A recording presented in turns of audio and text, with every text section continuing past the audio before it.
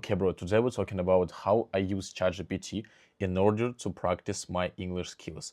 Because I literally made it to be my English learner assistant. So ChatGPT is basically the most popular AI right now. We all have it, we all use it, like for studying at college, for just daily stuff, and for everything, literally. And today I want to show 5 different ways how it can help you to improve English. And the best thing, is that you don't need even speaking partner. You just can be alone at your home, just chilling in your bed, and all you need is literally your phone and internet connection, ChatGPT, and it's not going to cost me any money because like all functions I need from ChatGPT to practice my English are totally free. So first way, and I believe is one of the most easiest and effective ways of using ChatGPT in general, is voice assistant. So we can turn it to be our English speaking partner. So it's right here, and I can talk to this like I would talk to my friends. Hey there. Hope you're doing great today. Let me know how I can help. Yeah, hey, I'm doing really great. And let's have just conversation as you my friends. Absolutely. I'm glad to hear you're doing great. Let's just chat casually. Anything interesting on your mind today? Or just want to talk about something random? And just like that. And if you want, you can ask it to ask you a questions. So you're gonna talk, maybe you're gonna share interesting facts about your life. And you can also ask it to correct your answers after you're done. So it's gonna point out your mistakes, maybe pronunciation, maybe grammar, and things of that nature. But if you have already done it many times and you have no idea what to talk about anymore, so maybe you're kind of bored with the same kind of situations, you can try your personal questions. It's called like IELTS speaking questions. I'm gonna put the link in the description for those questions. It's for free. And there are many topics, maybe 30 topics about just different themes, many questions, and you can start practicing answering those questions and just start discussion about their theme with the ChatGPT if you just lack of fantasy right now. So you can use it and then ask him to correct you after you're done. And you can also practice explaining things. For example, you can try to describe a movie that you watched recently, or it might be a YouTube video, the book you read, the situations you had recently. So just try to describe it, maybe some small part of that, not the entire movie, but the certain episodes. And then you will share it with GPT, and it will give you back the feedback about your answer.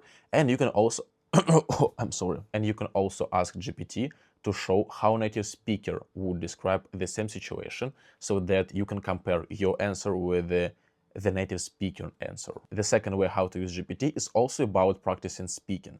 But now we're gonna have a real life conversation. We're gonna make a simulation of the convo that you might have moving abroad or traveling. You can just ask ChatGPT, look at that. Hey, I'm doing great. Look, I learned English. And right now, can we role play some real life situations in order to help me to get used to real life conversations? For example, I'm moving abroad and going to college in America. Absolutely. That sounds like a great plan. We can simulate a variety of scenarios like talking to a landlord, ordering at a restaurant, or even asking for help on campus. Just let me know which one you'd like to try first. This way, I can practice many scenarios. For example, renting an apartment, going to a cafe, having a convo, I don't know, at a campus or anywhere. I think the best part is that we can have this kind of English speaking absolutely anytime and with no pressure at all, because this is not really human, not a teacher. It's not gonna judge us, never, only like help us and support. And there is no pressure of making mistakes. So you can feel in the beginning, maybe you're gonna feel a little awkward anyway, but then you're gonna get used to this and you're gonna stop worrying about making mistakes at all because it's only you and computers. So, but besides speaking, ChatGPT can also help us to learn vocabulary. For example, we can learn real life English expressions. We can just type, teach me 15 phrases Americans use when meeting friends, or give me slang used by college students in California. And after you're learning those phrases, it's gonna help you to sound more natural, I don't know, just not so robotic and not like in a textbook, because mostly textbooks in the beginning, like in the grammar rules and stuff like that, doesn't contain real life expressions, real life slang that Americans use in everyday situations. And also GPT is great at explaining English sentences, giving definition of English words. For example, I've been using it many times, just many, bro. I've been reading a book, right? I read the book and I see some new sentence for me that I just don't quite understand the meaning. And look what I'm doing. The fairy ducked and we humped our bags into the little town. I don't quite understand, for example. I copy this, I passed it to ChatGPT and ask to explain it to me in simpler words because I learn English. And he's gonna break this sentence in a simple parts and explain every word by definitions. And eventually we see the simplest version. For example, the boat arrived at the port and we carried our heavy bags into this small town. And for me, this kind of way of learning by definitions is way better than just going to translator and translate it into your native language, because when you actually learn definitions, it's gonna help you to think in English. Step number 4 is using ChatGPT as your writing assistant. Yeah, you can type to ChatGPT anything you want and ask it to correct your mistakes, maybe change the way of building the sentence, how native speakers will build that. And me personally like using ChatGPT for journaling, when every day, like, you can sit just before going to bed, maybe 10-15 minutes in the evening, and just write down everything you did today or you saw today or where you were at today. Just in general, describe your day in the past tense, you feel me?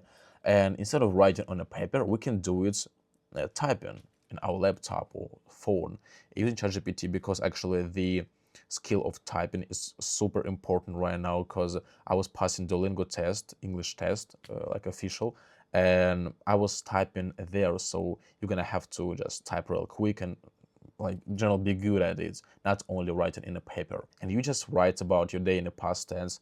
Later on, you can start practicing talking about future, about your plans, just going away from these like narrow themes, and finally start talking about some global ideas, global themes. Maybe take the same IELTS speaking questions, but turn it to be your writing practice. As you used to think, as you used to speak about that, now you can start writing every single day about some certain topic, and it's gonna be kind of like a little essay, maybe short, I don't know, 10-15 minutes as you wish, and ChatGPT is gonna give you a feedback eventually. And bro, the last way how I use ChatGPT to practice English is getting books to read in English. Because sometimes, even if you want to start reading, but you don't know what to read, you don't know what's your English level and what kind of book you should pick, just not to make it to be too easy and not too hard at the same time, just perfect for you, and you can get lost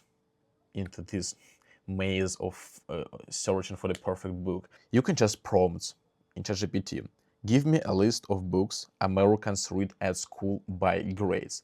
I think that's really smart move, bro, because you're literally searching for American school program with actual American kids in school.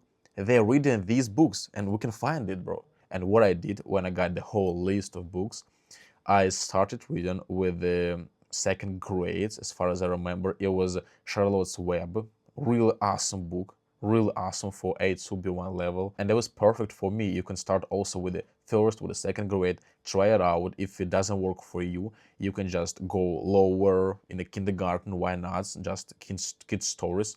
And if it's too easy for you, you can go up a little bit and try it third grade, fourth, fifth grade, and just go upper, and eventually, bro, if you finish reading all school program, that means like you just great at English and you fluent 100%. But keep in mind that we need to understand around 90% of all text we read, so we need to keep it in the balance, like not too easy and not too hard.